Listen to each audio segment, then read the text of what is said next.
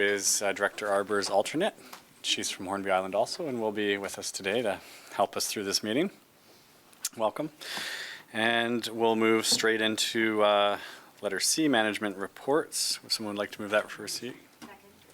And are there any questions on the management report? I don't see any. All those in favor? And any opposed? No, that's unanimous. And moving on to section D, reports, the Comox Valley Water Management Advisory Committee minutes. Excellent. Does anyone have any questions on the minutes? Okay, on receipt, all those in favor? And that's unanimous. And we'll move on to number 2, the water main leak under the Puntledge River closeout report. And I'll pass it over to staff. Thank you very much, Chair and Directors. And Mike Hirschmiller is here to present this report and answer any of your questions. Just be a second. Through the Chair. The purpose of this report is to provide the final details on this project that was wrapped up in April, but we've been doing a bit of work since from that I'll talk to at the end here. But it's to basically request an amendment to the 2019 financial plan to cover the costs of the repair. So just a brief review of the events. If you remember, in 2018, late December, we suspected a leak, and through investigations with our operators, basically going through the transmission system and shutting down valves, isolating sections, they were able to determine a section of pipe that it was, which included the Puntledge River, the crossing section, and then through various other forms with camera and acoustic devices, we did pinpoint the leak in early January. And so the 3rd and 4th week of January is basically, we were building the team, deciding on repair methodology, and notifying regulators and stakeholders. So quite a bit of work went into the repair methodology, and as you know, we chose the internal repair, sending divers into the pipe to weld patches on. A patch at one point we thought turned out to be patches over sections of pipe that were corroded internally. So through the next couple months, through February and March, we developed the safe work procedures, repair procedures, bought and had fabricated pieces and parts for the repair, developed a communication strategy, acquired permits, approvals, DFO, Hydro, Island Health, and WorkSafe were just some of the agencies that we were dealing with. And the communication strategy that was developed was very extensive. We had to go on stage 4 water restrictions for the community, which had never been done. So the messaging of that had to be quite carefully handled. April 12th is when we shut the water down, put the community on stage 4, and started to cut the pipe. And that, just between those 2 little slides, there was so much work. It doesn't do it justice. But anyway, by April 20th, we passed the pressure test. It was the second pressure test. The first one didn't pass. We sent the divers back in, opened the pipe up again, and they were able to visually locate and repair a couple of pinholes. There was 5 pinholes that were inside the pipe as well. So April 20th, which was a Saturday of the Easter weekend, we were able to get the pipe buttoned up and pass the pressure test on Saturday morning, start the chlorination flushing sampling process, which was to take 3 days. And then repair was successfully completed and the water main was put back into service on Easter Monday. And the day before that, I flew Sunday morning. I went to Palm Springs for 5 days. So that was it. But that's not part of the expense.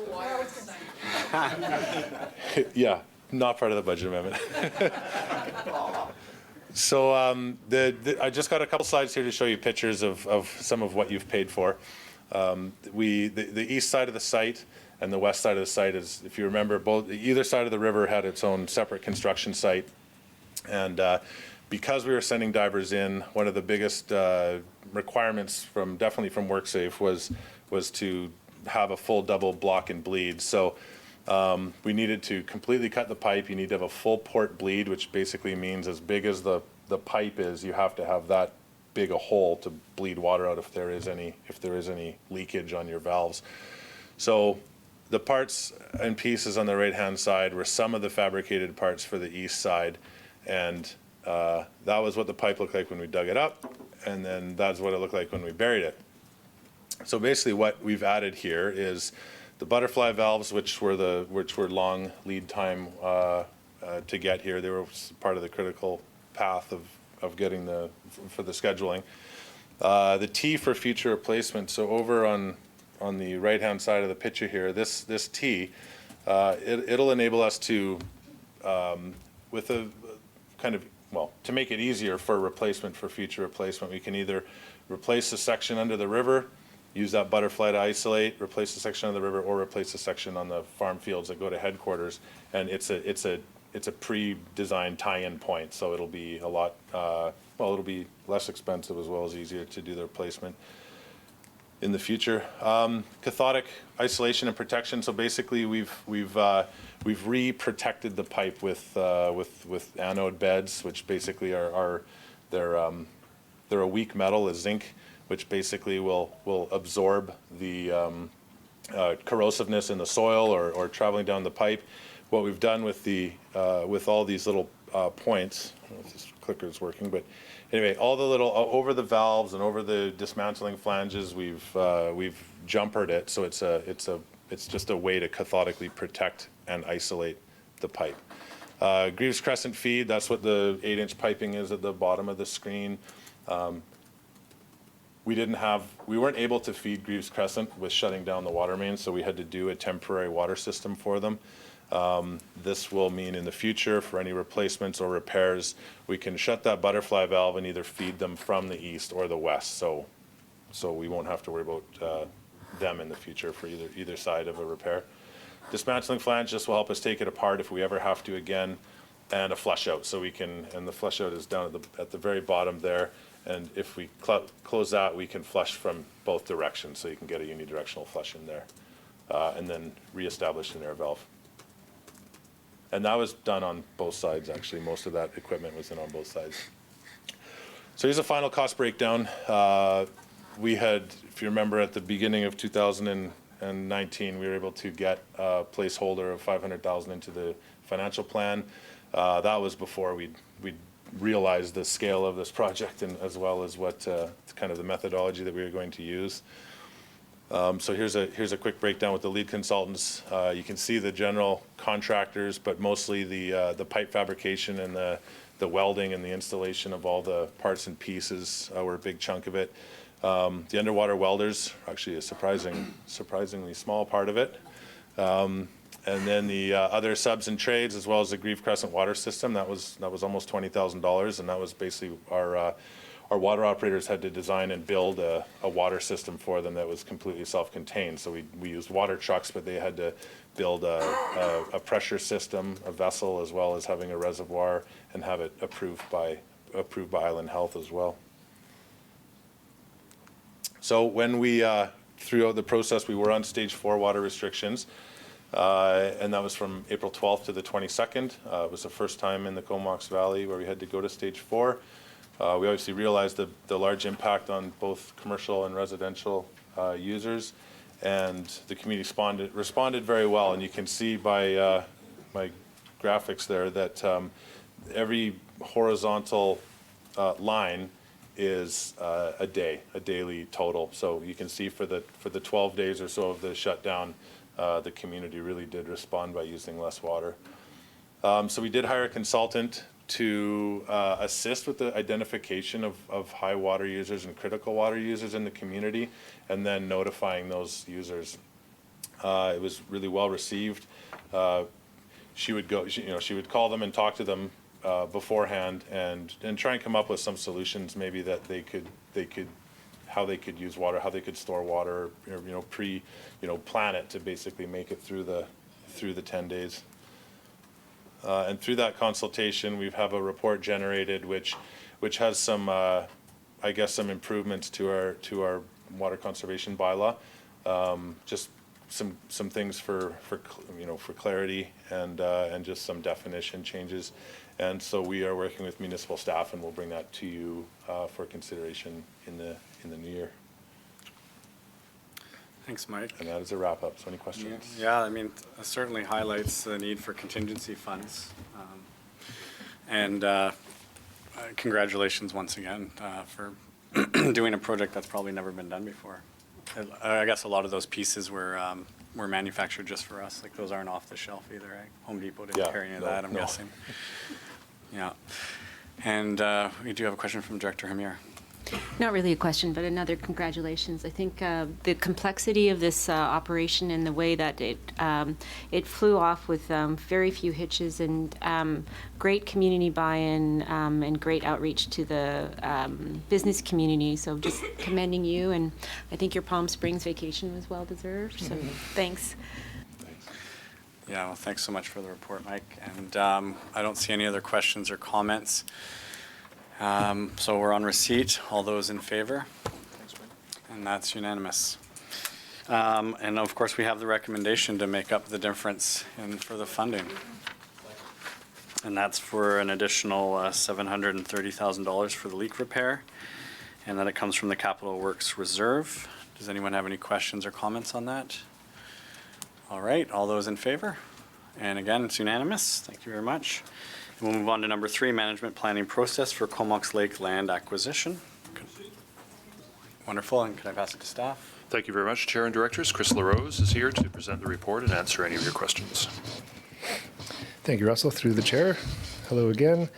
So the report on your agenda provides an update on the management planning process for the recently acquired 113-acre parcel along the Comox Lake. So that was purchased in October of last year for the purposes of watershed protection. So in May of this year, staff brought forward a report updating the water committee that we had engaged Urban Systems, an expert at Urban Systems, an individual experienced in developing management plans for challenging properties. So in early July, Urban Systems led a workshop for the Water Advisory Committee. And the main recommendation emerging from that meeting was to go back and obtain input from the Watershed Advisory Group, so that group of stakeholders formed to help guide development and implementation of the Watershed Protection Plan. So we had earlier had a subcommittee formed from that group that would be dedicated to providing some guidance on this process. So the WAG subcommittee met in September and discussed the management planning process, and there was a strong recognition by all there and at the Watershed Advisory Committee that the property was acquired for the primary purpose of watershed protection, and that should be foremost in our mind as we proceed through this process. Initial tasks identified by that group and through subsequent discussions involved the need to do a detailed inventory of that site in terms of the biological, cultural heritage, and then land and water use and access points. So catalog all of that as a starting point, followed up by a risk assessment informed by that inventory, with an emphasis on identifying and fully articulating any liability issues with respect to CVRD ownership of the property, and of course, impact to the ability to impact to drinking water. So the knowledge gained during this process will then be used to inform the management plan. So a briefing note regarding this approach was brought to the Comox First Nation recently at a meeting of their chief and council, and the KFN expressed a desire to participate in the process. So we'll be bringing them along in the process as we proceed. It was recognized that public involvement in the process is important in terms of the historical land use of that property. In many cases, it's been used by multiple generations, both as a beach, but also as an area to recreate with motorized vehicles, which is, likely in conflict with the intention to protect that land for watershed purposes. So we've identified that public involvement is crucial. We haven't yet identified exactly when and how we will incorporate that consultation into the process, but that is definitely an element. Discussions are currently underway with an outside consultant of a more technical nature to determine a scope of work for that inventory and risk assessment. So we hope to have the management planning process completed by April and have a plan back to this committee for review and approval in time to start with implementation for next summer, ideally. So that's it for me. there's any questions, I'm happy to answer. Yeah, thanks again, Chris. We do have a question from, or a comment possibly from Director Hamir. No, it is a question. Thanks. Yeah, thank you for the report, Chris. And, you know, from the tour that we did, and again, thanks to staff for organizing that tour so that for those of us who weren't familiar with the site could see it. In that area that has been used extensively by motorized vehicles, and I'm reading, you know, how previous fencing and, you know, trying to put boulders down has really not been effective at changing some habits that have been, as you mentioned, multi-generational. You know, the changing habits is a really tough thing, and especially around places that people have very strong connections to. So I'm wondering if there is a budget around, you know, if hiring one of the local groups who has those connections into the community, like the Forest Society or Land Trust or whoever, to do that cultural piece of changing your habits, you know, but rooted in within the community. I think if it comes from the RD or urban systems, it's just, there's not buy-in from the local community. Whereas if it's coming from one of the local groups, it's a more of a trusted voice. But is that budget available to do that kind of work?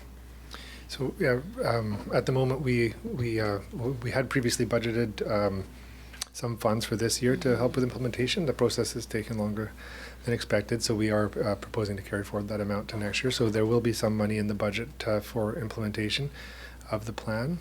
So I think yes. So the short answer is yes. Okay. I know that's a great suggestion. So I've made a note of that, and we'll discuss that going through the process. Thank you. Thanks for the question. I actually don't see any other questions. Is there any current concern about, I guess coal slag or whatever the leftover is from the mining operation and water quality? I mean, obviously it's been there for a long time, and we've never heard anything about contamination. But is that at all a concern at this point? Yeah, I think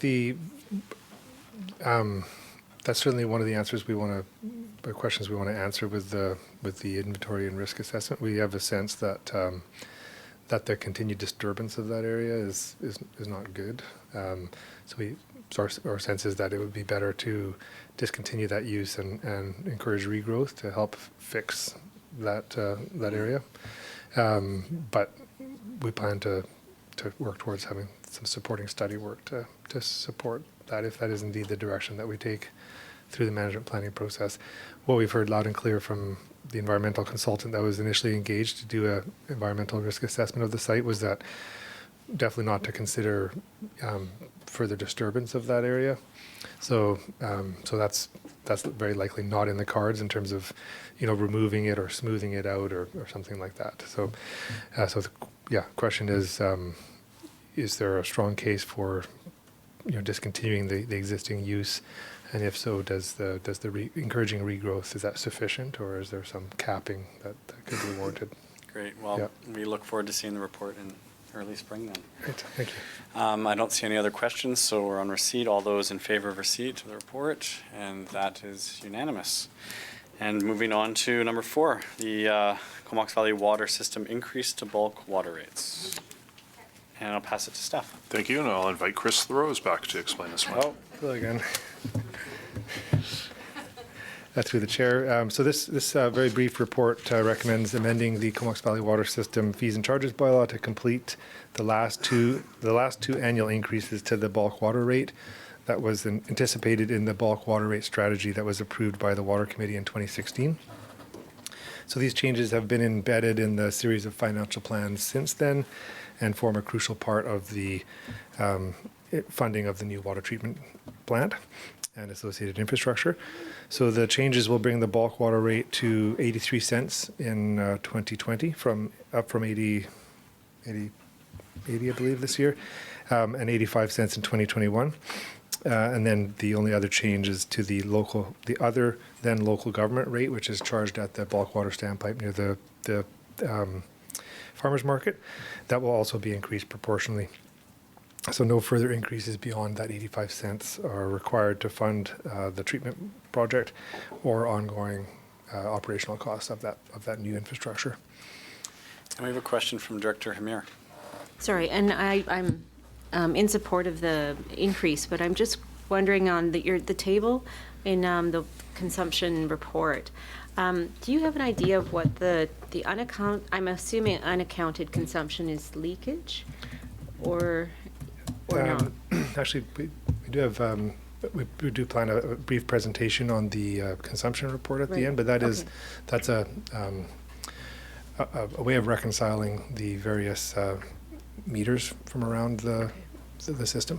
Mike will have more Sure. detail when he gets to that point. Sorry, I think I clicked on the wrong one. Oh, no worries. Okay. And Director Reeve, do you want to ask your question now? I'll wait.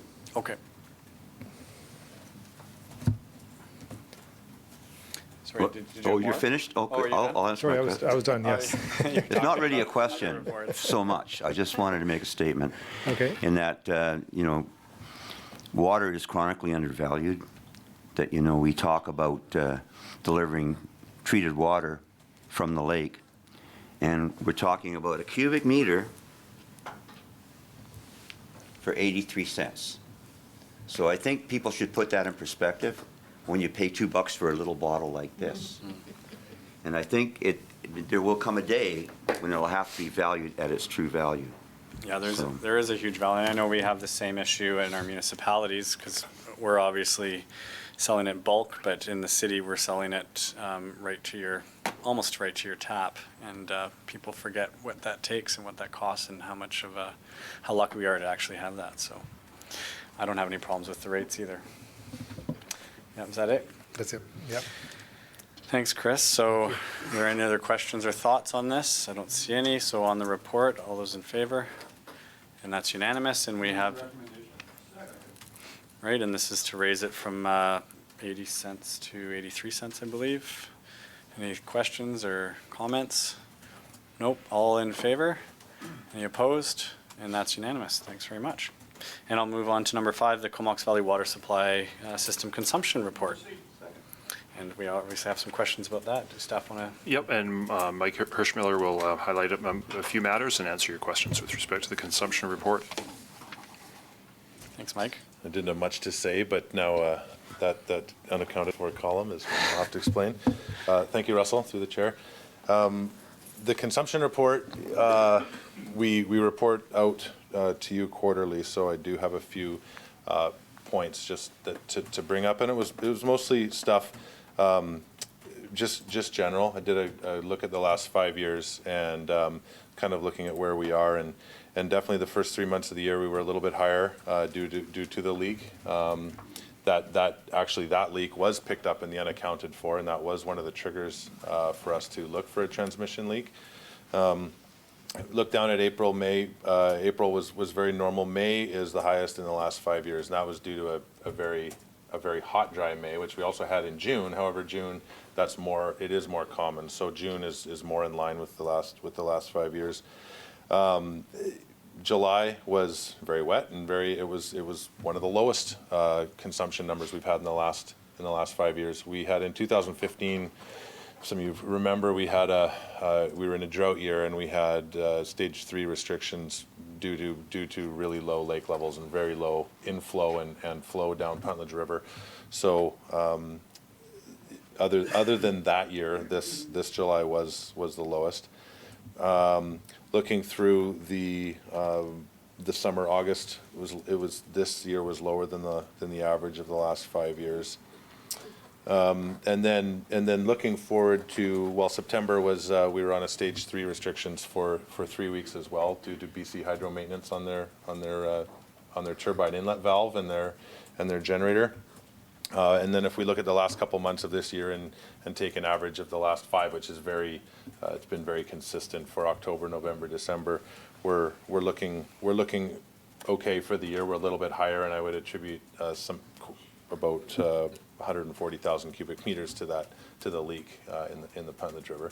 But we're basically, if you take that out, we're basically in line with the last 5-year average. Just to talk to your point on the unaccounted for, Director Hamir, it was the unaccounted for is a column of it's taking our master meter numbers, which is the first meters that read the water as it enters our system, and then there's 7 bulk meters that are the first jurisdictional meters.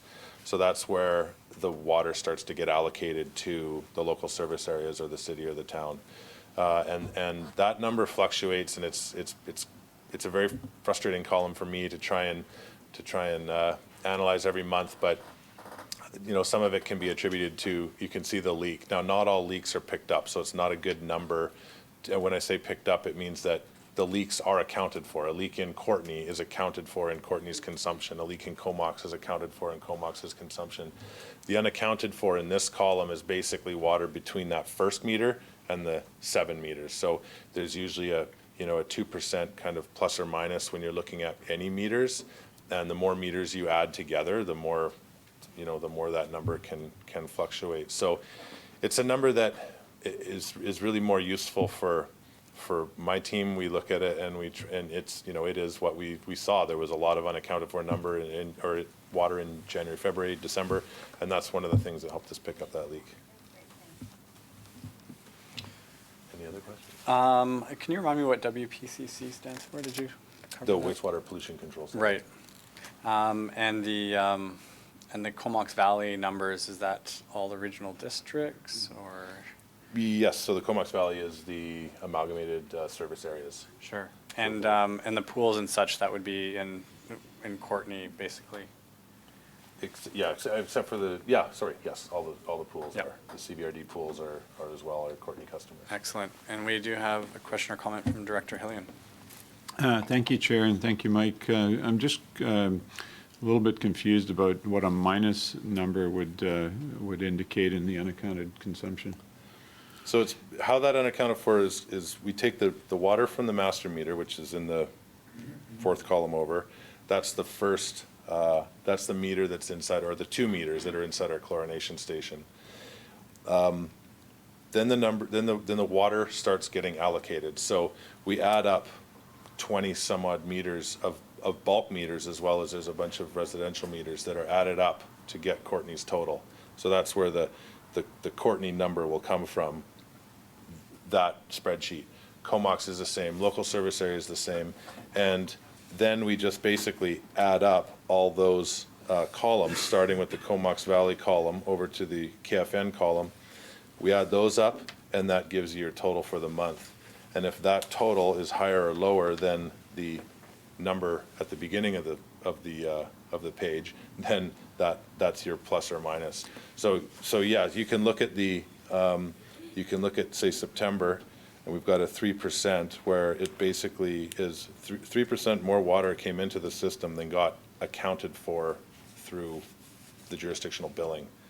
And then a minus would indicate that, technically more water got billed for than came into the system at the beginning. But those the mag meters that go into the jurisdictions, we've done testing, and we're confident with those meters. It's this first 7 meters, and inside of those 7 meters are the reservoirs. So if a reservoir, for instance, is 95% full or 85% full, when it's red, that 10% will be in that unaccounted for, and that's just a matter of when the reservoir fills based on demand. And if I'm understanding correctly, under normal operations, we're just talking about meters not being wholly accurate. And when you're comparing the different meters, they're not going to be exact. But when they get to big numbers like earlier in the year, we might suspect something is seriously leaking. Yeah, we'd like to see, it can be one times when they're red, and all these kind of variables can come into it. Sure.